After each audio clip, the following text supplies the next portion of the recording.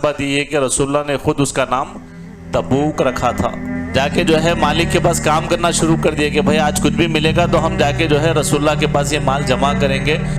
اور یہ ایسا صدقہ تھا عثمان رضی اللہ تعالیٰ عنہ کا، جب بعد میں دور آیا لوگ ان کو ستانے لگے تو عثمان رضی اللہ تعالیٰ عنہ اس احسان کو بھی جتلاتے تھے کہ تم کو یاد نہیں ہے رسول اللہ نے اعلان کیا تھا تو میں نے اتنا اللہ کی راہ میں دیا تھا۔ وہ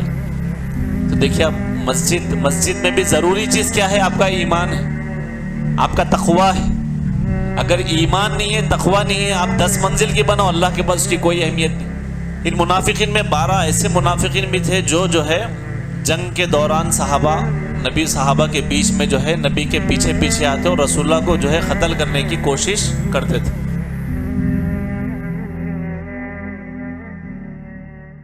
الحمدللہ رب العالمین، الصلاة والسلام علی رسولہ الکریم وعلی آلہ واصحابہ اجمعین، اما بعد، رب اشرح لی صدری ویسر لی امری واحلل عقدۃ من لسانی یفقہوا قولی۔ سب سے پہلے اللہ سبحانہ وتعالیٰ کا شکر بجا لاتے ہیں اور بے شمار درود و سلام ہو نبی اکرم صلی اللہ علیہ وسلم پر کہ جن کی زندگی میں ہمارے لیے بہترین نمونہ ہے۔ آج کے درس کا جو عنوان ہے وہ غزوہ تبوک ہے۔ جیسا کہ ہم سب جانتے ہیں کہ ہم جو ہے یہ سلسلہ وار دروس ہے سیرت النبی صلی اللہ علیہ وسلم کے، تو یہ مدنی دور جو ہے ہم لوگ پڑھ رہے تھے۔ تو میں شروعات میں بتایا تھا کہ 2 ہجری میں رسول اللہ نے جو ہے غزوہ بدر لڑا، 3 ہجری میں جو ہے غزوہ احد، اور 4 ہجری میں غزوہ بنی نذیر، اور 5 ہجری میں غزوہ خندق جس کا ایک اور نام غزوہ احزاب ہے، اور 6 ہجری میں صلح حدیبیہ، اور 7 ہجری میں غزوہ خیبر، اور 8 ہجری میں جو ہے 2 جنگیں ہوئی، ایک ہے فتح مکہ اور دوسرا ہے غزوہ حنین۔ تو غزوہ حنین تک ہم نے دیکھا تھا، اور یہ جو ہے آخری غزوہ تھا وہ غزوہ تبوک ہے جو 9 ہجری میں پیش آیا۔ تو لاسٹ جو ہمارا بیان تھا پچھلے سنڈے ہم نے حنین کے حوالے سے دیکھا تھا کہ حنین میں جو ہے کیسا جو ہے جنگ ہوئی، کیا کیا حالات پیش آئے۔ تو آج انشاءاللہ ہم دیکھیں گے کہ غزوہ تبوک کے حوالے سے ہم انشاءاللہ دیکھیں گے۔ غزوہ تبوک جو ہے اس کی جو وجہ تسمیہ ہے کہ یہ جو نام پڑا تبوک، یہ کس لحاظ سے پڑا؟ تو امام مسلم نے اپنی سند سے حضرت معاذ رضی اللہ تعالیٰ عنہ تک پہنچتی ہوئی ایک روایت جو ہے انہوں نے بیان کی کہ رسول اللہ نے صحابہ اکرام سے کہا کہ کل تم لوگ جو ہے تبوک کے چشمے پر پہنچو۔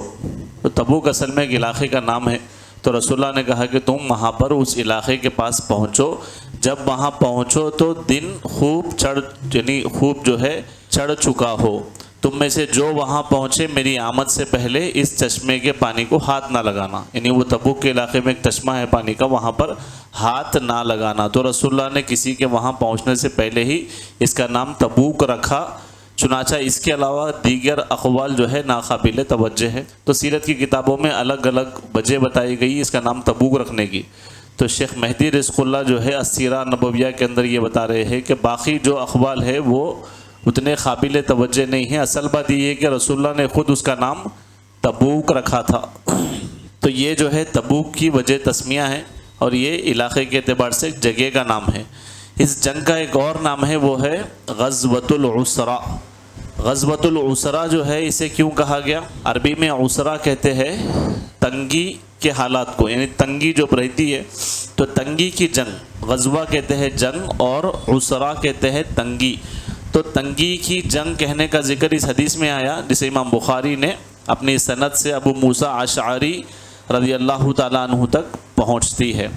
روایت کیا ہے کہ انہوں نے کہا مجھے اور میرے ساتھیوں نے رسول اللہ کی خدمت میں اپنے لیے سواریاں حاصل کرنے کے لیے بھیجا، کیونکہ وہ آپ کے ساتھ جیش اسرا میں جانا چاہتے تھے۔ وہ غزوہ تبوک تھا۔ اور پھر امام بخاری رحمہ اللہ نے اس جنگ کے تعلق سے ایک عنوان باندھا، ایک باب باندھا، اور باب کا نام انہوں نے رکھا باب غزوۃ التبوک وہی غزوۃ العسرہ، یعنی یہ باب ہے، یہ چیپٹر ہے کون سا؟ غزوۃ التبوک کا، یعنی غزوہ تبوک کا چیپٹر ہے جو غزوۃ العسرہ ہے۔ تو تبوک کا ایک اور نام کیا ہو گیا؟ عسرہ۔ پہلا نام کیا ہے؟ تبوک، دوسرا تو تبوک کی وجہ تسمیہ کیا ہے کہ خود رسول اللہ نے جب صحابہ کو بھیجا تو تبوک کے چشمے پر جب تم لوگ پہنچو تو میرے آنے سے پہلے وہاں سے پانی وغیرہ مت نکالنے کا حکم دیا. تو شیخ نے یہاں پر لکھا کہ خود رسول اللہ نے اس کا نام وہاں پر دیا تھا. تو ایک وجہ تسمیہ ہم کو معلوم ہو گئی کہ تبوک کیسے پڑا. عسرا غزوۃ العسرا جنگی یعنی تنگی کی جنگ اس کو کیوں کہا گیا؟ کیونکہ صحابہ کے پاس سواریاں نہیں تھی اس جنگ کے لیے, صحابہ کے پاس مال نہیں تھا اس جنگ کے لیے, صحابہ کے پاس جو ہے جو ضرورت ہے جتنے سامان کی اتنے سامان کی جو ہے وہاں پر سامان نہیں تھا. یہاں تک کہ کھانے پینے کی چیزیں بھی جو ہے ان کو مہیا نہیں تھی, کھانے پینے کے لیے بھی بہت زیادہ جو ہے پریشان رہتے. یہاں تک کہ ایک کھجور میں جو ہے 2 صحابہ جو ہے اس کو شیئر کرتے, ایک صحابہ تھوڑا سا کھجور چوستے اور دوسرے صحابی کو دیتے تو وہ جو ہے اس کو چوستے اور پانی پی لیتے. کبھی کبھی ایک کھجور کئی افراد کے بیچ میں تقسیم کیا گیا. اتنی تنگی تھی جنگ کے دوران میں بھی صحابہ بولتے رسول اللہ سے بار بار پوچھتے کہ یا رسول اللہ یہ جو ہمارے جو سفر کے جو جانور ہے ہم ان کو ذبح کر کے کھا لیتے ہیں. اتنی تنگی تھی. تو ایسی تنگی کے حالات میں جہاں پر ضرورتوں کی کمی تھی, یعنی سواریوں کی کمی تھی, کھانے پینے کی کمی تھی, ساز و سامان کی کمی تھی, ایسی کمی میں بھی صحابہ کرام جو ہے لڑے. کیونکہ رسول اللہ صلی اللہ علیہ وسلم نے اس کے لیے جو لشکر تیار کیا تھا وہ 30,000 کا لشکر تھا. یعنی اب تک کی جنگوں میں سب سے بڑا لشکر رسول اللہ نے اس جنگ میں تیار کیا. تو 30,000 کے لشکر کو جب تبوک لے جانا ہے تو آپ اندازہ کریے اس کے لیے ضرورت کتنی ہوگی, اب کتنے سواریاں ہونا ہے, کتنا اس کے لیے جو ہے ساز و سامان ہونا ہے, کتنا اس کے لیے جو ہے ہتھیار ہونا ہے, یہ تمام چیزیں ہیں. تو ان تمام چیزوں کی کمی تھی اس جنگ میں, اسی لیے اس کو دوسرا نام دیا گیا غزوۃ العسرا. یعنی جو ہے یہ تنگی کی جنگ تھی, بہت زیادہ جو ہے اس کے اندر صحابہ کرام کو جو ہے تنگی تھی, اتنا جو ہے پریشان رہتے تھے کہ جو ہے کھانے پینے کی اشیاء تک ان کو میسر نہیں تھی. تو یہاں پر جو ہے 2 چیزیں ہم نے ابھی تک دیکھا, وہ یہ کہ پہلے غزوہ تبوک کی جو ہے وجہ تسمیہ ہم نے دیکھی, اور دوسرا ہم نے دیکھا کہ غزوۃ العسرا اسے کیوں کہا گیا. تیسرا جو ہے ایک بات اہم بتاتے ہوئے انشاءاللہ آگے بڑھیں گے, وہ یہ کہ یہ غزوہ کب ہوا, اس کی تاریخ 9 ہجری. وہ تو میت بولا آپ بھی, 8 ہجری میں 2 جنگ ہوئے, فتح مکہ اور حنین. تو 9 ہجری میں غزوہ تبوک کون سے مہینے میں؟ رجب. تو رجب کے مہینے میں 9 ہجری میں یہ جو ہے غزوہ پیش آیا. تو 3 باتیں آ گئی اپنے سامنے, نام کی وجہ کیا ہے وہ ہمارے سامنے آ گیا, اور اس کی تاریخ آ گئی, اس کا سبب کیا ہے, یہ جنگ جو ہے کیوں لڑی گئی, کیوں جو ہے یہ رسول اللہ نے 30,000 کا لشکر جمع کیا, اور کیوں جو ہے یہ جنگ کے لیے آپ صحابہ کرام کو جمع کیے, کیوں لڑے. تو آپ لوگوں نے غور کیا ہوگا اس سے پہلے کہ دروس میں نے رومن امپائر کا یعنی روم کا ایک بادشاہ تھا جس کا نام تھا ہرقل. تو ہرقل جو ہے وہ تمام جو ہے اس نے کیا کیا کہ عربی کے پورے قبائل کو اس نے جمع کر کے اس نے کیا کیا کہ جو ہے صحابہ کرام کے خلاف ایک لشکر کو تیار کیا جو لگ بھگ 40,000 کے قریب کا لشکر تھا. تو چونکہ رسول اللہ فتح مکہ ہو چکا تھا, غزوہ حنین ہو چکا تھا, آپ مدینے کے اندر تھے, تو آپ کو لوگوں سے اطلاع مل رہی تھی کہ ہرقل جو ہے لوگوں کو جمع کر رہا ہے. اور یہ جو جنگ تھی یہ پورے تقریباً جو ہے کرسچنس کے ساتھ تھی, تو ایک بڑی تعداد میں وہ لوگ جمع تھے. تو رسول اللہ کو جیسا اطلاع ملی کہ جو ہے دشمن تیاری کر رہے ہیں اور وہ لوگ جو ہے جمع ہو رہے ہیں, تو رسول اللہ نے صحابہ کرام رضی اللہ تعالیٰ عنہم اجمعین کو تیار ہونے کا جو ہے حکم دیا کہ اس جنگ کے لیے تیاری شروع کر دو. کئی غزوات میں رسول اللہ وجہ نہیں بتاتے تھے, بس کہتے تھے کہ ہم کو جو ہے نکلنا ہے, کہاں جانا ہے, کیا کرنا ہے, اطلاع نہیں دیتے تھے. لیکن یہ جنگ جو تھی تبوک, جس میں رسول اللہ نے ساری وضاحتیں پہلے ہی کر دی تھی کہ اس میں ہم کو یہاں پر جانا ہے, یہ جو ہے جنگ یہاں پر جو ہے یہ لوگ اتنی تیاری کر رہے ہیں اور ہم کو اتنا بڑا لشکر تیار کرنا ہے, اتنا مال ہونا ہے, یہ سب چیزوں کی جو ہے ہم کو ضرورت ہے. پہلے سے ہی رسول اللہ نے صحابہ کرام کو اس سے مطلع کر دیا تھا, تمام چیزیں جو ہے آپ کو بتا دی تھی. تو وہ لوگ جو ہے چاہتے تھے کہ جو ہے ہم پوری جو ہے طاقتیں ملے, یہود, عیسائی اور جو ہے شام کی طرف سے جتنے جو ہے یعنی رومنز کے پاس سے جتنے بھی جو طاقتیں ہیں سب ملے, اور یہ اسلام کے جو ہے ہم قلعے کو ختم کر دے, ہم ان کو جو ہے نشت و نابود کر دے. اس لیے جو ہے لشکر کو جمع کیے. تو صحابہ کرام کو اللہ کے نبی صلی اللہ علیہ وسلم نے حکم دیا کہ تیاری کرے اور اس جنگ کے لیے نکلے. اب اس کے بعد یہ ہوا کہ اللہ کے نبی صلی اللہ علیہ وسلم نے جب صحابہ کرام کو جو ہے نکلنے کے لیے جب حکم دیا, تو وہاں پر جو ہے مال کی, جیسا میں بتایا کہ شروعات میں جو ہے ضرورت تھی کہ صحابہ اکرام کے پاس ساز و سامان نہیں تھا, اتنا نہیں تھا ساز و سامان کہ وہ لوگ جو ہے نکل سکے۔ بہرحال جو ہے اس سے پہلے جو ہے چندے کے لیے رسول اللہ نے اعلان کیا صحابہ اکرام کو کہ جو ہے کون کون ہے جو اس جنگ میں مال لائیں گے۔ تو جب لشکر تیار ہو رہا تھا، سب کو تیار کیا جا رہا تھا، تو اللہ کے نبی صلی اللہ علیہ وسلم نے جو ہے وہاں پر سب سے پہلے جب حکم دیا، اللہ کے نبی نے کہا من جہز جیش العسرا فلہ الجنہ۔ رسول اللہ نے کہا، صحیح بخاری کی حدیث، جو کوئی سامان جمع کرے گا اس جنگ کے لیے، اللہ تعالیٰ اس کو جو ہے جنت میں داخل کرے، اس کے لیے جو ہے جنت ہے۔ تو جیسا ہی اللہ کے نبی کے صحابہ کو یہ معلوم ہوا کہ رسول اللہ نے اعلان کیا ہے، مال کے لیے بلایا ہے اور مال جمع کرنے کو کہا کہ تمہارے پاس جو کچھ ہے لاؤ اس جنگ کے لیے جمع کرو، جنگ تبوک کے لیے، تو صحابہ اپنے اپنے گھروں کو روانہ ہوئے، جس کے پاس جو مال تھا وہ لے کر آتے۔ تو اللہ کے نبی دیکھتے کہ کون صحابہ کیا مال لائے ہیں۔ تو صحابہ اکرام کو جب اللہ کے نبی کا یہ حکم ملا کہ تم اس جنگ کے لیے سامان کو جمع کرو، تمہارے لیے جنت ہے، اس حکم کا اثر اتنا ہوا صحابہ اکرام کے اوپر، اتنا یقین تھا رسول اللہ صلی اللہ علیہ وسلم کے باتوں پر، آپ کے اقوال پر، آپ کی تعلیمات پر، کہ ان کو پورا پختہ یقین ہو گیا تھا کہ اگر اب رسول کہہ رہے ہیں کہ اس میں مال دے دو ہمارے لیے نجات ہے، تو انہوں نے بس اتنی ہی بات کو سمجھا۔ اس کے بعد کیوں، کیا، کیسے، پھر وہ کیسے ہوگا، یہ کیسے ہوگا، کچھ بھی نہیں۔ رسول اللہ اگر کہہ رہے ہیں کہ یہاں پر سامان، ساز و سامان کا انتظام کرو، تمہارے لیے جنت ہے، تو یہ جو یقین کی جو کیفیت ہے نا، آج ہم مسلمانوں میں بہت کم ہے۔ آج ہم بھی یہ واقعات سنتے ہیں کہ بھئی اگر ہم دین کی مدد کریں گے تو کامیاب ہو جائیں گے، اگر ہم دین کی خدمت کریں گے تو کامیاب ہو جائیں گے، اگر ہم دین کے لیے یہ کریں گے تو اللہ تعالیٰ سے ہم کو یہ نعمتیں ملے گی، ایسا ہوگا ویسا ہوگا، لیکن اس کے بعد بھی وہ جذبہ نہیں آتا۔ اس کی وجہ کیا ہے؟ یقین کی جو ہے کمی ہے۔ لیکن صحابہ اکرام کے پاس جو ہے یقین اتنا تھا کہ جب اللہ کے نبی نے کہا من جہز جیش العسرا فلہ الجنہ، تم اس کے لیے ساز و سامان کا جو ہے جمع کرو، تمہارے لیے جنت ہے، اس کے بعد جو ہے اللہ کے نبی صلی اللہ علیہ وسلم دیکھتے کہ کون صحابہ کیا لا رہے ہیں۔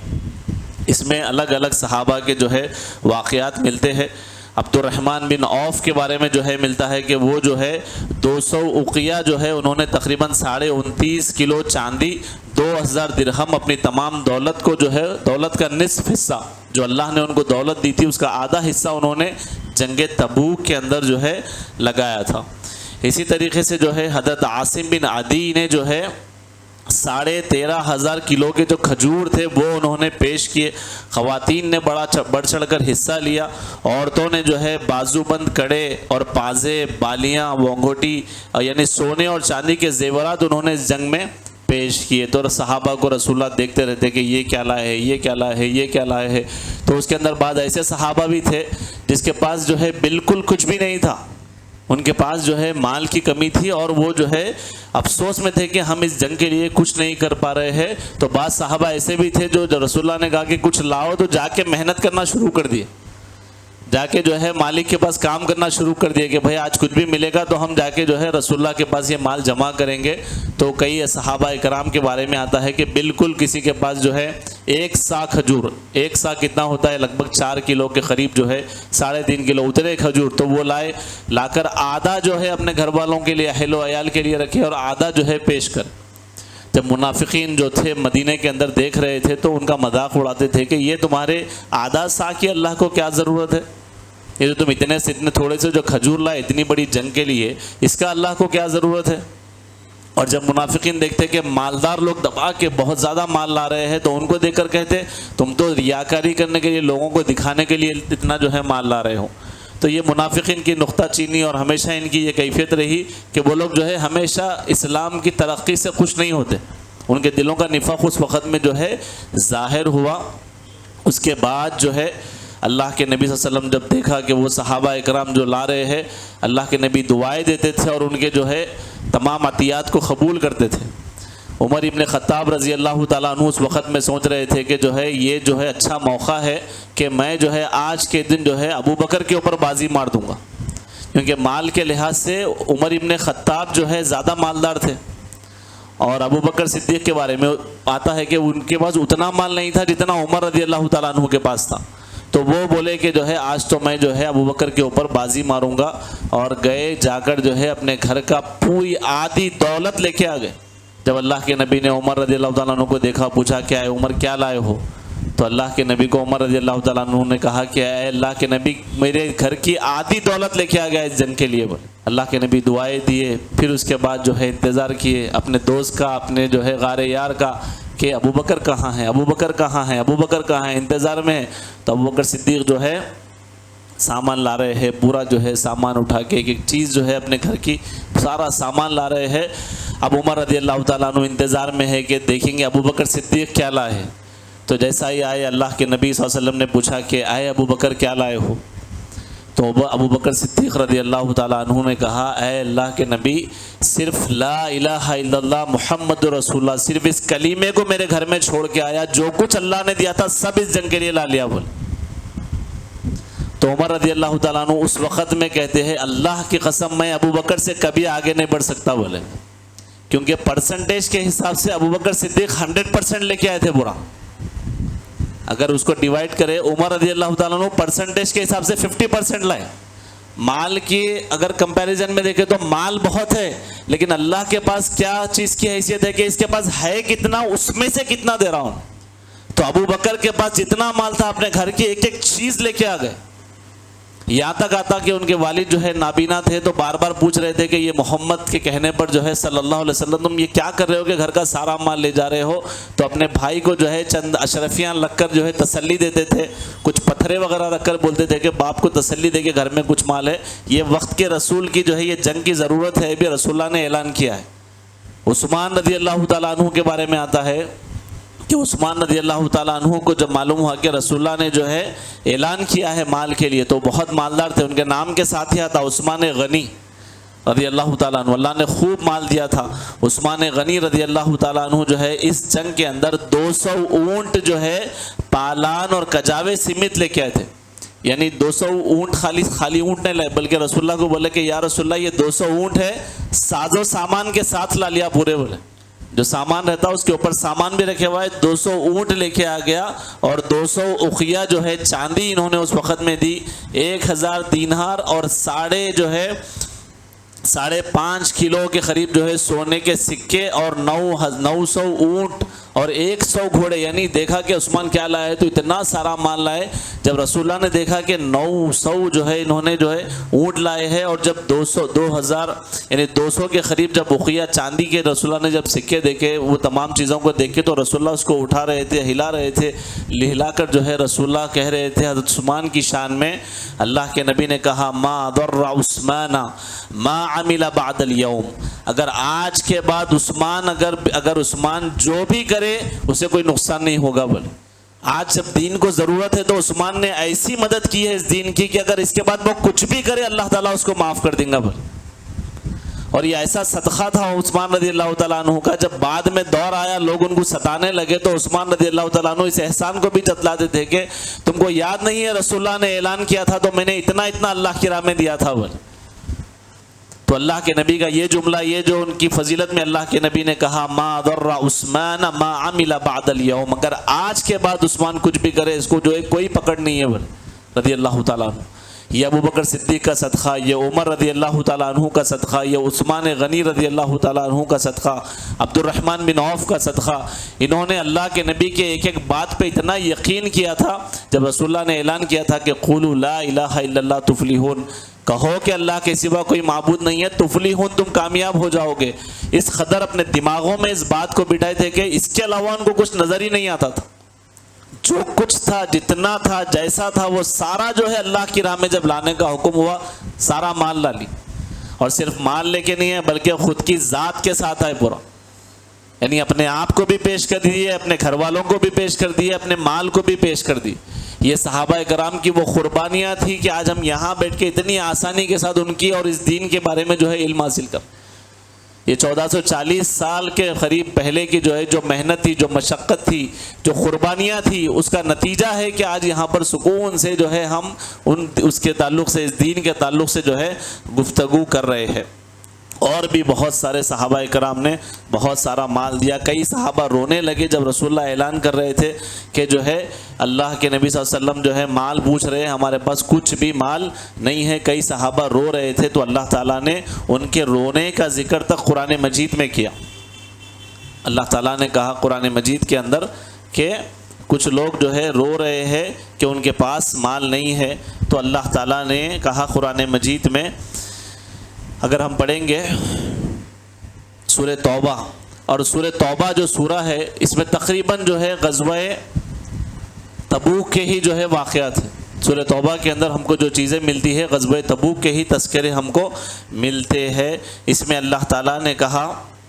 کہ جو ہے لوگ آنسو بہا رہے تھے۔ اللہ تعالیٰ نے کہا کہ قرآن مجید کے اندر نہیں ہے کوئی حرج کمزوروں اور مریضوں پر، لیس علی الضعفاء ولا علی المرضى، جو مریض ہے جو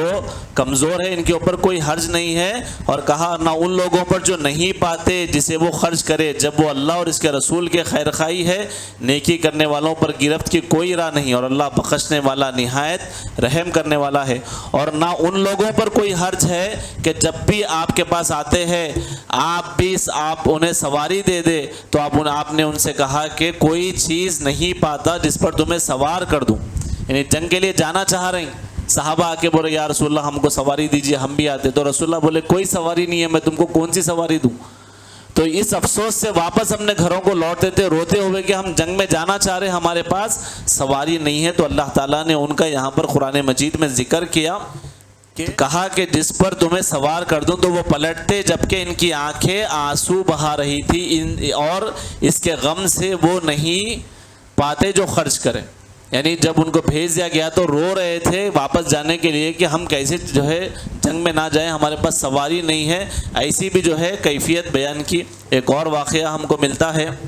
جسے شیخ البانی نے جو ہے صحیح کہا، الاصابہ کے اندر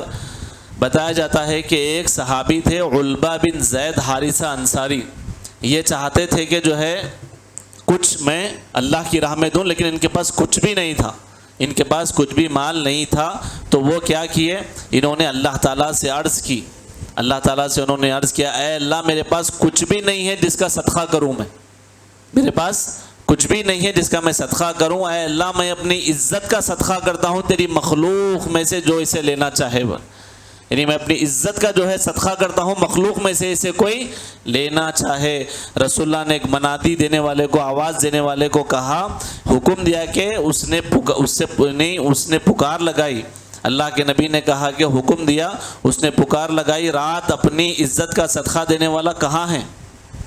جب انہوں نے کہا کہ میں اپنی عزت کا صدقہ دینا چاہتا ہوں، تو اللہ کے نبی نے ان کو حکم دیا، وہ گئے اعلان کرے کہ کون ہے تم میں سے جو عزت کا صدقہ دینا چاہتا ہے؟ وہ صحابی آئے، آ کے جو ہے علبہ کھڑے ہو گئے، تو رسول اللہ صلی اللہ علیہ وسلم نے ان سے کہا قد قبلت صدقتک، تمہارے صدقے کو اللہ نے قبول کر لیا، بولے یعنی کچھ بھی نہیں تھا تو بھی دینے کی خواہش تھی۔ کسی کے پاس تو بالکل اتنے کھجور تھے، شرما رہے تھے جا کے دینے کے، اتنی بڑی محفل ہے، اتنے کھجور کیا جنگ میں جو ہے کام آئیں گے؟ تو کئی صحابہ سمجھتے تھے کہ کھا لیں گے، استعمال کر لیں گے، اتنا دینے سے تو جو ہے نہیں دینا بہتر ہے۔ پھر خیال آتا نہیں اللہ تعالیٰ اس سے خوش ہو جائے گا، تو ایسی حالت میں جب رسول اللہ کو دیتے تو رسول اللہ ان کے صدقے کو اہمیت اور عزت دے کے اٹھا کے بتاتے تھے کہ اللہ تعالیٰ تمہارے صدقے کو قبول کرے، کیونکہ اللہ تعالیٰ دلوں کے حال جاننے والے، اللہ تعالیٰ نیتوں کو جاننے والے۔ اللہ کے پاس کوانٹٹی کی اہمیت نہیں ہے، اللہ کے پاس کوالٹی کی اہمیت ہے، اس کے پاس ہے کتنا، اس میں سے کتنا دینے کی کوشش کر رہا، کیسی کوشش کر رہا، وہ سب سے زیادہ اہم ہے۔ تو تبوک کے اندر جو ہے ہم کو بہت زیادہ واقعات ملتے ہیں اس کے اندر کہ صحابہ کرام نے کیسے جو ہے اس کے اندر مال کو جو ہے صرف کرنے کی کوشش کی، خاص کر جو ہے ابو بکر صدیق رضی اللہ تعالیٰ عنہ، عمر ابن خطاب، عثمان غنی، ان کے واقعات سے تو جو ہے ایمان افروز واقعات ہے کہ ایمان بڑھ جاتا ہے انسان کا۔ آپ اس کو امیجن کر کے دیکھیے کہ وقت کے رسول اگر دعوت دے رہے ہیں کہ کچھ مال لاؤ تو سب کچھ اپنے گھر سے لے کے آ جانا کوئی معمولی بات نہیں ہے۔ اور پوچھے کیا لائے ابو بکر، تو بولے اللہ کے نبی ساری دولت لا لیا جو اللہ دیے تھے، بولے۔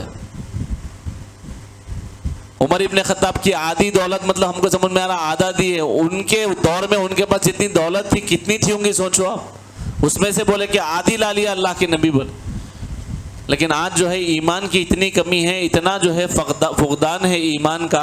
اتنے واقعات سننے کے بعد بھی جو ہے لوگ دین کے لیے آگے بڑھنا تو بہت دور کی بات ہے کہ دین کا علم حاصل کرنے کے لیے بھی وہ خرچ کرنے کے لیے تیار نہیں، خود اپنی ذات پہ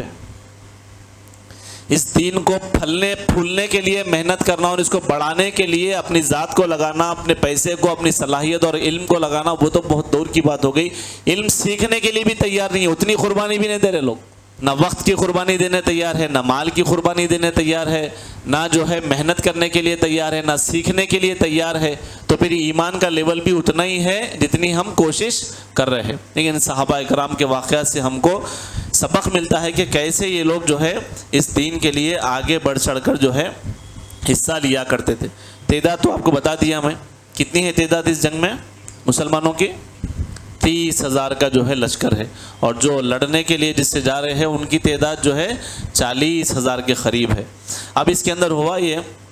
کہ رسول اللہ نے جب اعلان کیا کہ ہم کو نکلنا ہے تو سارے صحابہ جو ہے نکلے، لیکن جو منافقین تھے وہ جو ہے منافقین کیا کر رہے تھے؟ الگ الگ بہانے بناتے، الگ الگ عذر پیش کرتے، یا رسول اللہ میرے کو ایسا ہے، میرے کو وہ ہے، میرے کو یہ ہے، تو رسول اللہ ان کے عذر کو قبول کرتے اور وہ مدینے میں ہی رہ جاتے۔ لگ بھگ 80 کے قریب جو ہے ایسے منافق تھے جو ظاہر ہوئے تبوک کے، جنگ تبوک کے دن۔ اس میں جو ہے ہوا یہ کہ 3 مخلص صحابہ کے واقعات، اس میں یہ ہوا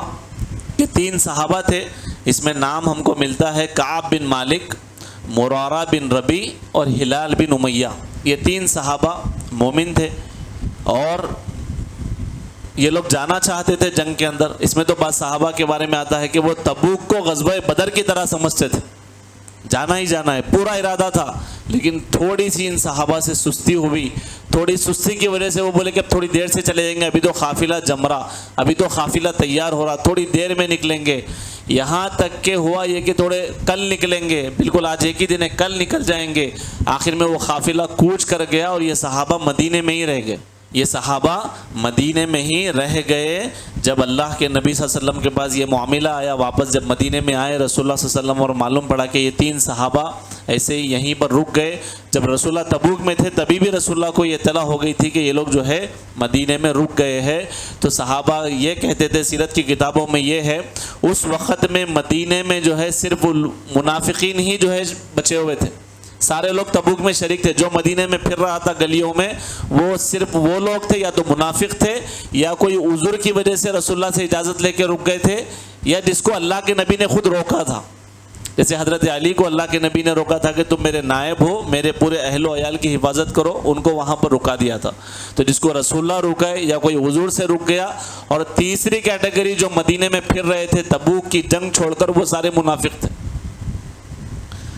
تو یہ صحابہ کرام جب رکے تو رسول اللہ کو جو ہے یہ تکلیف ہوئی کہ یہ لوگ جو ہے جنگ میں کیوں نہیں آئے۔ جب رسول اللہ صلی اللہ علیہ وسلم سے جو ہے ان کا آمنا سامنا ہوا، سلام کلام جب ہوا، تو رسول اللہ صلی اللہ علیہ وسلم نے جو ہے ان کے بارے میں جو ہے کہا کہ یہ سوچتے رہے۔ اس میں کعب بن مالک کے بارے میں آتا ہے کہ میں رسول اللہ سے کوئی جھوٹ بول دوں گا، بول کر جو ہے بچ جاؤں گا کہ میں اس وجہ سے نہیں آ سکا تھا، میں ایسا سوچا، لیکن پھر مجھے بعد میں خیال آیا کہ نہیں، اگر میں جھوٹ بھی بولوں گا تو رسول اللہ کے اوپر کل وحی نازل ہوگی اور اللہ تعالیٰ کو جو ہے اللہ تعالیٰ ساری خبر کو بتا دے گا کہ کیا مسئلہ ہے، لہذا میں جھوٹ نہیں بولوں گا، جو سچ ہے میں وہی پیش کروں گا۔ تو اللہ کے نبی صلی اللہ علیہ وسلم جو ہے لگ بھگ آتا ہے 50 دنوں تک ان صحابہ سے بات نہیں کی، اور کہا کہ جب وہ تینوں آئے اپنی بات رکھے، رسول اللہ نے ان کی بات سنی، وہ صحابی کہنے لگے کہ اللہ کے نبی کوئی عذر نہیں تھا، بس ہماری سستی تھی، ہم جو ہے مدینہ میں رک گئے۔ اللہ کے نبی صلی اللہ علیہ وسلم نے جو ہے کعب بن مالک کو کہا کہ تم جاؤ، اللہ تعالیٰ کے اوپر تمہارا معاملہ ہے۔ اللہ کے نبی صلی اللہ علیہ وسلم نے اس معاملے کو مؤخر کر دیا، یہاں تک کہ سیرت کی کتابوں میں آتا ہے لگ بھگ 40 دن تک رسول اللہ نے ان سے کوئی بات نہیں کی، 50 دنوں تک جو ہے بات اللہ کے نبی صلی اللہ علیہ وسلم نے نہیں کی۔ 40 دن گزرنے کے بعد یہ حکم دیا کہ اپنی عورتوں کے قریب بھی مت جاؤ بولے لوگوں۔ یہ صحابہ کی جو بیویاں تھیں، اللہ کے نبی نے حکم دیا کہ ان کو کہو کہ عورتوں کے قریب بھی نہ جائے، اور صحابہ کو حکم دیا کہ ان سے بات نہیں کرنا ہے۔ یہاں تک کعب بن مالک کے بارے میں آتا کہ جو ہے ہلال بن امیہ وغیرہ جو ہے تھوڑا عمر میں زیادہ تھے، تو وہ لوگ روتے روتے روتے اپنے گھروں میں بیٹھ گئے تھے، اتنا روتے تھے۔ ہلال بن امیہ کی اہلیہ کے بارے میں آتا ہے، وہ آئی آ کر کہا اللہ کے نبی یہ جو ہے اتنے کمزور ہے، اگر میں ان کی خدمت کے لیے نہیں رہی تو ان کو بڑا مسئلہ ہوگا۔ بہرحال ایسے تیسے وہ اجازت لے لیے، تو رسول اللہ نے ان کو اجازت دیا کہ ہلال بن امیہ کے ساتھ آپ رہو، لیکن کوئی ان کو ضرورت پوری کرنے کا موقع نہیں دینا۔ تو وہ بولی وہ اتنے ضعیف ہے، اتنے کمزور ہے کہ وہ ایسا کچھ کرتے ہی نہیں، بلکہ وہ جو ہے ان کو خود جو ہے ضرورت ہے، ان کو خود جو ہے طبیعت کا ان کا مسئلہ ہے، برحال ان کے سارے عذر کو اللہ کے نبی کے سامنے کیا تو اللہ کے نبی نے ساتھ رہنے کی اجازت دی۔ تو لوگوں نے کعب بن مالک کو بھی مشورہ دیا کہ آپ بھی ایسا کچھ جا کے بولو، رسول اللہ کو بول کے جو ہے آپ کیا کرو، آپ اپنے اہلیہ کو ساتھ میں رکھو۔ کعب بن مالک اتنے سچے صحابی تھے، وہ بار بار یہی بولتے تھے کہ میں جھوٹ نہیں بولوں گا، میں طاقتور ہوں، میرے پاس اس وقت میں مال بھی بہت اچھا تھا، میں بہت خوشحال تھا اس حالت میں، لیکن بس میری غلطی تھی میں نہیں گیا۔ تو بولے کہ مجھے جو ہے میں میری بیوی کے بارے میں نہیں کہہ سکتا کہ میں جو ہے کمزور ہوں، میں یہ ہوں، کیونکہ میں جو ہے آلریڈی طاقتور ہوں۔ یہ انہوں نے جھوٹ کا سہارا نہیں لیا۔ اس کے بعد اللہ کے نبی صلی اللہ علیہ وسلم نے جو ہے ان کا معاملہ اللہ کے اوپر چھوڑ دیا۔ برحال ایک لمبا طویل واقعہ ہے، صحابہ روتے رہتے، بار بار ہلال بن امیہ کی اہلیہ کہتی کہ اللہ کے نبی وہ تو ہر دن ان کا رونے میں جاتا ہے، ہر لمحہ آنکھوں سے آنسو بہتے رہتے ہیں، روتے رہتے ہیں کہ یہ کیا ہو گیا، میں جنگ میں کیوں نہیں گیا۔ ایک ملامت، ایک افسوس، اتنی ملامت کرنے لگے تھے، خود اپنے نفس کے اوپر وہ لوگ ملامت کر رہے تھے۔ اللہ تعالیٰ نے بھی ان کے منظر کو قرآن مجید میں پیش کیا کہ اتنی وسیع زمین ان کے لیے اتنی تنگ ہو گئی تھی جس کی حد نہیں۔ کعب بن مالک کہتے ہیں کہ یہ لوگ تو گھر میں تھے، بند تھے، کمزور تھے، میں اچھا طاقتور تھا تو میں مدینے کی گلیوں میں نکلتا تھا، لیکن کوئی صحابی مجھ سے بات نہیں کرتا تھا۔ یہاں تک کہ میں بار بار رسول اللہ کو دیکھتا کہ وہ مجھے دیکھے، رسول اللہ جیسا مجھے دیکھتے آپ جو ہے اپنے چہرے کو نیچا کر لیتے، رسول اللہ مجھے دیکھ نہیں رہے تھے۔ یہاں تک کہ نماز کی حالت میں دیکھتا کہ رسول اللہ کے ساتھ ٹھہروں، وہ مجھے دیکھیں گے تو اللہ کے نبی صلی اللہ علیہ وسلم کعب بن مالک کہتے ہیں جب میری نظر پڑتی تو رسول اللہ مجھے نہیں دیکھتے، جب میں نماز میں ہوتا تو رسول اللہ میرے چہرے کی طرف دیکھتے۔ میں کیا جو ہے رسول اللہ سے بات کرتا، کیونکہ رسول اللہ کو اتنی تکلیف ہو گئی تھی کہ یہ لوگ جو ہے ایسے وقت میں جب ایمان کا مظاہرہ ہو رہا تھا ایمان والوں کا، یہ لوگ کہاں رہ گئے تھے۔ کعب بن مالک پورا واقعہ بیان کرتے ہیں کہ ایسا ہوا، 50 دن تک جو ہے یہ لوگ ایسے ہی جو ہے اپنے گھروں میں رہے، مسجد میں آتے، لیکن کوئی جو ہے کعب بن مالک سے بات نہیں کرتا، رسول اللہ بات نہیں کرتے۔ بڑا ان کے لیے خطرناک جو ہے ماحول تھا۔ ایسے ماحول میں جو ہے اللہ تعالیٰ نے بعد میں جو ہے قرآن مجید میں آیتیں نازل کی۔ اللہ تعالیٰ نے صحابہ اکرام کے تعلق سے سورہ توبہ آیت نمبر 118 اللہ تعالیٰ نے کہا وَعَلَى الثَّلَاثَةِ الَّذِينَ خُلِقُوا حَتَّى إِذَا ضَاقَتْ عَلَيْهِمُ الْأَرْضُ، یعنی اللہ تعالیٰ نے کہا کہ وہ جو 3 شخصوں کے حال پر بھی جن کا معاملہ ملتوں چھوڑ دیا گیا تھا، اللہ تعالیٰ نے جو ہے ان کی توبہ کو قبول کر لیا، یعنی اللہ تعالیٰ نے انہیں معاف کر دیا۔ جیسا کہ جو ہے یہ خبر ملی کہ اللہ تعالیٰ نے ان کو معاف کر دیا ہے، تو جو ہے حضرت کعب رضی اللہ تعالیٰ عنہ اور دیگر 2 صحابہ کی توبہ قبول ہونے کی جیسا ہی بشارت ملی تو 2 آدمی تھے، ایک گھوڑے پر سوار ہوا اور دوسرا پیدل جو ہے سوار ہوا، اور وہاں پر ایک پہاڑ تھا صلا پہاڑی، اس کے اوپر چڑھ کر جو ہے اعلان کیا کہ اے کعب تم کو مبارک ہو، اللہ نے تم کو معاف کر دیا ہے۔ تو کعب رضی اللہ تعالیٰ عنہ کو اتنی خوشی ہوئی، اس شخص کو بلا کے اپنے چہرے، اپنے لباس، اپنے جسم پہ دھوتا، اپنا لباس اتار کے اس کو پہنا دیا خوشی سے۔ تو یہ صحابہ کرام اتنے مخلص تھے، اتنا جو ہے دین کا ان کے اوپر جذبہ تھا، اور پھر جو ہے جب تھوڑا سا سستی کی وجہ سے رہ گئے تو اتنی ملامت، اتنا افسوس کرنے لگے اپنے اوپر کہ یہ ہمارے سے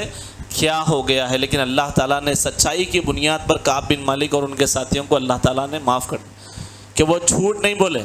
اللہ کو سچ اتنا پسند ہے کہ جنگ میں بھی شریک نہیں ہوئے، اتنی بڑی خطا ہو گئی لیکن صرف سچ بولنے کی وجہ سے اللہ تعالیٰ معاف کر دیا، جھوٹ کا سہارا نہیں لیے، دھوکہ نہیں دیے، ایسی حالت میں ہی بولے جو تھا اللہ کے نبی یہ حضور تھا، یہ ریزن تھا، اسی لیے ہم نہیں پہنچ سکے۔ تو یہ تو جو ہے ان صحابہ کے واقعات ہے۔ اور اس سے پہلے جو سنایا وہ جو رسول اللہ نے جب مہم کی صدقے کے لیے، چندے کے لیے، تو صحابہ اکرام اس قدر آگے بڑھے، اور پھر اس کے اندر منافقین کا رویہ کیا تھا، جو منافق تھے وہ کیا کر رہے تھے۔ تو منافقین جو ہے مخالفانہ کارروائیوں پر کمر بستہ ہو گئے تھے، مخالفت جو ہے کرنے لگے، مسلمانوں کے حوصلوں کو پست کرتے تھے آ کے بار بار، ارے اتنا گرمی کا ماحول ہے، کیسے جائیں گے، کون لڑ سکتے اس جنگ میں، بہت گرم ہے، حالات جو ہے بہت گرمی کے، نہیں لڑ سکتے۔ تو جانا صحابہ کے حوصلے کو جو ہے کم کرتے جانا، یہ منافقین کا جو ہے کردار تھا۔ اور پھر بار بار جو ہے بولنا کہ دوسروں کو روکا، جس سے ان کا نفاق کھل کر سامنے آ گیا، دوسروں کو روکتے تھے کہ مت جائیے، حالات صحیح نہیں ہے، ویسا ہے، گرمی کا ماحول ہے۔ اور پھر غزوہ تبوک سے پیچھے رہنے والوں کی تعداد کتنی تھی، لگ بھگ 80 کے قریب تھی۔ 80 منافقین وہ تھے جو اس جنگ میں آئے نہیں، مدینے میں ہی رہ گئے۔ تو اس میں جو ہے منافقین میں بھی بدوی منافق تھے اور مدینہ کے تھے۔ بدوی منافق کون ہیں؟ جو گاؤں وغیرہ میں رہتے تھے، اور مدینے جو شہر میں رہتے تھے۔ تو ان دونوں میں سب سے زیادہ سخت اور شدت پسند جو ہے منافق، یعنی زیادہ جس سے نقصان ہوتا تھا، وہ بدوی منافق تھے۔ اللہ تعالیٰ نے قرآن مجید میں بھی اس کا تذکرہ کیا۔ سورہ توبہ آیت نمبر 97 میں اللہ تعالیٰ نے کہا الاعراب اشد کفرا ونفاقا واجدار الا يعلم حدود ما انزل اللہ علی رسولہ، یعنی بدوی جو لوگ ہیں وہ کفر اور نفاق میں بہت ہی سخت ہوتے، اور آج بھی ہوتا ہے۔ کبھی جو بدوی قسم کے جو لوگ رہتے، وہ لوگوں کے اندر جو ہے نفاق بھی اگر رہتا تو بہت زیادہ شدت کا رہتا۔ بدوی سمجھ رہے ہیں نا آپ لوگ؟ کون ہے بدوی؟ گاؤں وغیرہ کے جو صحابہ رہتے تھے، بدوی تو یہ صحابہ نہیں ہے، یعنی بدوی میں کیا رہتا تھا، کوئی گاؤں وغیرہ سے بھی آتے تھے، تو یہ بدوی منافق۔ اور بعض صحابہ اکرام بھی رہتے تھے بدو صحابہ گاؤں وغیرہ سے آتے تھے، لیکن رسول اللہ ان کا پورا احترام کرتے تھے۔ آ کر جو ہے جب رسول اللہ سے سوالات کرتے، بعض اوقات ایسا ہوتا بعض بدو صحابہ آتے، رسول اللہ کو جو ہے آپ کا کالر پکڑ کر کھینچتے تو پورا آپ کو اس طرح زخم آ جاتا۔ دوسرے صحابہ بولتے یہ کیا کر رہے ہیں، لیکن اللہ کے نبی کہتے نہیں یہ لوگ جو ہے گاؤں وغیرہ کے ہیں، ان کو جو ہے اتنی تہذیب وغیرہ نہیں ہے، لہذا ان کے نیچر کے حساب سے رسول اللہ ان کو تعلیم دیا کرتے تھے۔ تو ایسی کیٹیگری میں چند منافقین بھی تھے، اور یہ شدت زیادہ تھی ان کے اندر شہر والوں کے مقابلے میں۔ تو ایک بات سامنے آ گئی کہ یہ لوگوں کا کردار کیا تھا جنگ میں، صحابہ کے حوصلوں کو کم کرنا، اور پھر یہ وہ جو ہے ان کو بتا کے کسی بھی طریقے سے جنگ سے روکنا، ایک کام کی۔ دوسرا کام کیا کیے؟ مسجد زرار بنائے۔ جانتے ہیں آپ لوگ مسجد زرار؟ ایک مسجد بنائے باضابطہ، مسجد بنائے، اور مسجد بنا کے رسول اللہ کو کہا کہ آپ وہاں پر آئیے، آپ کی شرکت وہاں پر ہوگی تو جو ہے یہ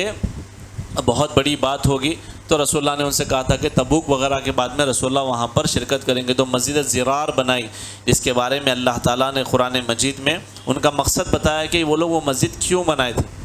تبوک کے وقت کیوں بنائے تھے مسجد۔ اللہ تعالیٰ نے کہا والذین اتخذوا مسجدا ضرارا وکفرا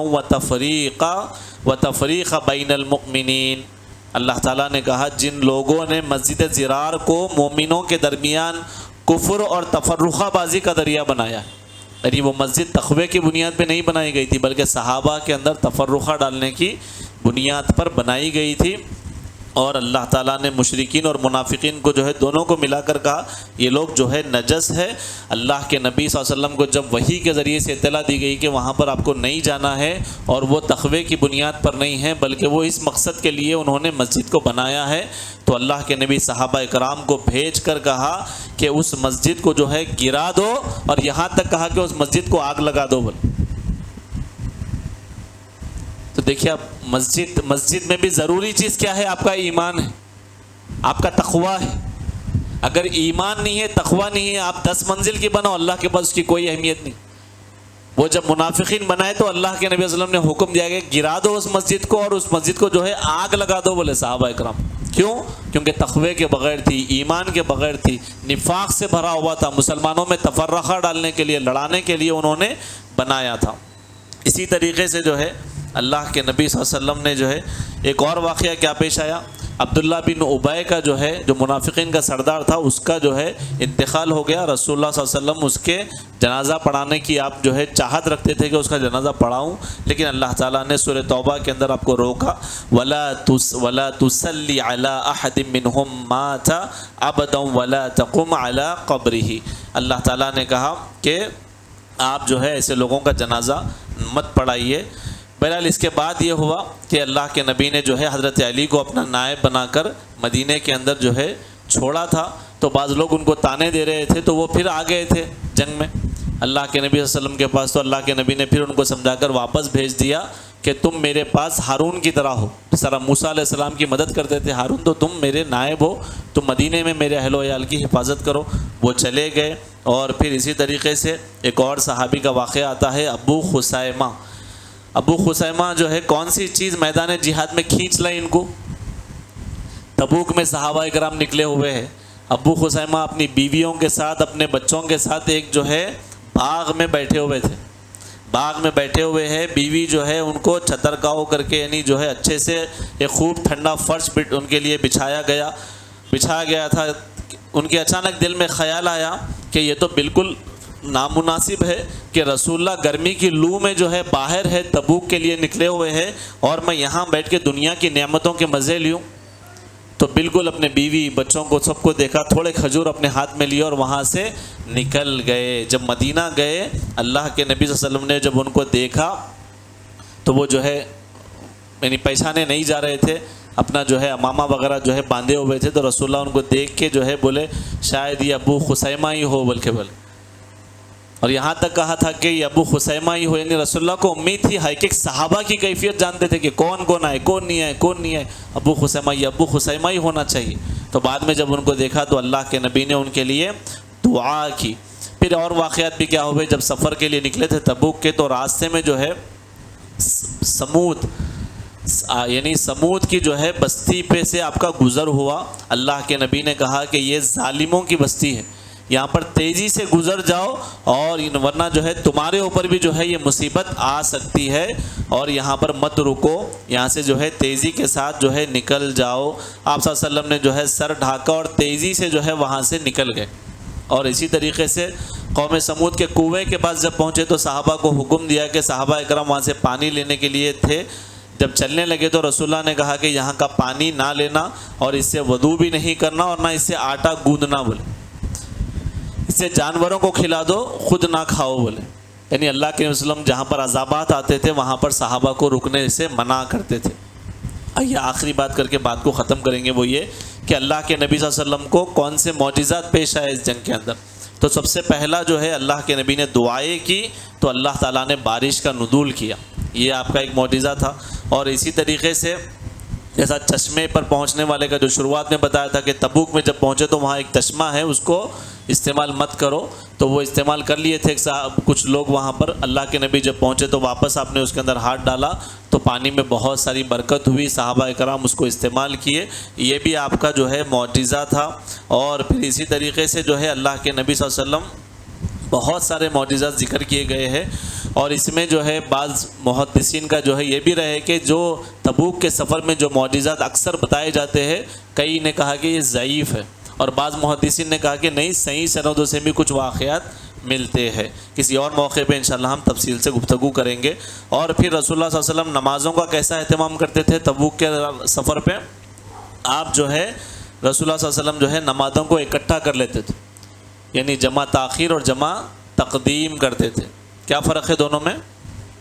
جمع تقدیم اور جمع تاخیر میں کیا فرق ہے؟ جیسے مغرب اور یعنی ظہر اور عصر ہے، تو کبھی رسول اللہ جو ہے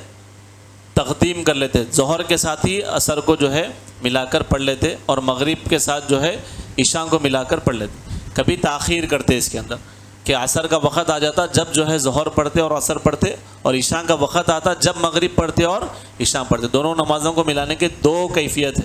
تقدیم بھی ہے، جمع تقدیم اور جمع تاخیر۔ تو کبھی صحابہ اللہ کے نبی تقدیم کرتے اور کبھی تاخیر سے جو ہے نمازوں کا اہتمام کرتے تھے۔ اب اسلامی لشکر جو ہے یہ جب پہنچا تبوک کے اندر، جب پہنچا تو رسول اللہ نے ایک بہترین جو ہے خطبہ دیا وہاں پر، اور آپ جوامع الکلم تھے، بالکل مختصر بات کرتے تھے، اس کے اندر بہت ساری نصیحتیں رہتی، دنیا اور آخرت کی بھلائی کی جو ہے آپ نے رغبت دلائی، اللہ کے عذاب سے ڈرایا، اور اللہ تعالیٰ کی طرف سے انعامات کی خوشخبری سنائی۔ اب جب وہاں کے جو رومی تھے ان کو معلوم ہو گیا کہ 30,000 کا جو ہے لشکر ہے، اور یہ تیاریوں کے ساتھ جو ہے یہ بھی لڑنے کے لیے آئے ہیں۔ ہوا یہ کہ جنگ کیسا ختم ہوئی ابھی ہے کہ رومی فوج کے اندر جو ہے اللہ تعالیٰ نے خوف کی لہر دوڑا دی، وہ خوف میں آ گئے کہ وہ اندرونی اپنے شہر میں منتشر ہو گئے، خوف سے جو ان کا شہر تھا جہاں پر وہ رکے ہوئے تھے وہاں پر پورے منتشر ہو گئے، کوئی الگ چلے گیا، کوئی الگ چلے گیا، کوئی الگ چلے گیا، خالی خوف سے جو ہے وہ لوگ جو ہے سب منتشر ہو گئے۔ رومی فوج کے ڈرنے کا اثر اہل اسلام پہ کیا ہوا؟ جو مسلمان تھے وہ لوگ جو ہے جزیرے عرب کے اندر اور باہر مسلمانوں کی فوج جو ہے ساکھ پر بہت عمدہ اثرات جو ہے مرتب ہوئے۔ ارے یہ لوگ تو بڑے رومن امپائر، اتنی تاریخ تھی ان کی، پوری دنیا ان سے ڈرتی تھی، یہ لوگ ان سے ڈر رہی، بالکل جو ہے تاریخ الٹ گئی۔ جیسا شروعات میں مکے کے اندر کے لوگ جو ہے ادرونی طور پر ڈر رہے تھے، ارے اسلام کا غلبہ ہو گیا، جیسا فتح مکہ ہوا، تمام قبیلے اسلام قبول کرے، یہ جو کیفیت تھی یہ دنیا یعنی عرب کے باہر کا علاقہ تھا، تو وہاں پر بھی پورے دنیا کے اندر پھیل گیا، نہیں یہ لوگوں کی جو ہے مضبوط طاقت ہو گئی، یہاں تک کہ رومن بھی ان کے سامنے جھک گئے۔ تو اس کے بعد جو ہے یہ ہوا کہ اہل تبوک میں سے جو ہے کچھ قبائل تھے، آئلہ نام کے، ادرہ، جربہ اور مینا کے باشندوں سے کیا ہوا، یہ سب جو ہے رسول اللہ کے پاس آئے، کہا کہ یا رسول اللہ ہم جزیہ دینے کے لیے تیار ہیں، ہم لڑیں گے نہیں، آپ بولیے کیا جزیہ ہم کو دینا ہے، جزیہ یعنی ٹیکس، آپ جو بھی بولیے ہم دے کر آپ کی حکومت میں رہنے کے لیے تیار ہے، ہم نہیں لڑیں گے۔ اور پھر صلح لکھی گئی، اگریمنٹ بنایا گیا، اور پھر اس کے بعد جو ہے ضمانت لکھی رسول اللہ نے۔ اس طرح جنگ کا جو ہے اختتام کیسے ہوا کہ جو ہے رسول اللہ صلی اللہ علیہ وسلم مدینہ واپس لوٹ گئے، کوئی جنگ پیش نہیں آئی، بلکہ اسی طریقے سے اللہ تعالیٰ نے صحابہ کرام کو اور مسلمانوں کو اللہ تعالیٰ نے کامیابی سے نوازا۔ یہ کب ہوا؟ لیکن یہ جنگ میں جب آ گئے، جب جنگ میں پہنچ گئے تو اللہ کی مدد یہاں پر آئی، لیکن یہاں تک پہنچنے کے لیے اس جنگ کا نام یہ دیا گیا کہ جو ہے یہ غزوۃ العسرہ ہے۔ اتنی تنگی تھی ان کے پاس، وہ پوری تنگی میں جو ہے لے کے، تو یہ اللہ کی سنت ہے۔ اللہ تعالیٰ انسان کی محنت، یعنی مسلمان کے جو ہے ایمان والے کی محنت، اس کی کوشش، اس کے بعد اللہ تعالیٰ اپنی مدد کو جو ہے ظاہر کرتا۔ آج کے مسلمان عجیب ہے، پہلے اللہ کی مدد کے انتظار میں بیٹھے ہوئے، اللہ تعالیٰ کی سنت یہ ہے کہ پہلے تم ایک قدم اٹھاؤ، اس کے بعد اللہ 10 قدم آگے بڑھ کے آتا۔ صحابہ کرام پوری دولت لگا دیے، استعمال میں آیا وہاں پر، یعنی سفر کے لیے تو وہ پورے چیزیں ان کو استعمال میں آئے، لیکن اللہ تعالیٰ ایسا جو ہے آسانی سے فتح دے دیا اور اتنا رعب اور دبدبہ ان کے دل میں ڈالا کہ وہ کامیابی میں جو ہے جنگ تبدیل ہو گئی، لیکن صحابہ کرام کو انعامات سے نوازا گیا۔ اللہ تعالیٰ نے بشارتیں جو ہے نبی کے ذریعے سے سنائی، رسول اللہ نے حضرت عثمان کو کہا کچھ بھی کرو آج کے بعد اللہ تعالیٰ تم کو نہیں پکڑے گا۔ تو یہ جو ہے صحابہ کرام کے واقعات تھے۔ اور پھر اسی طریقے سے جو ہے نا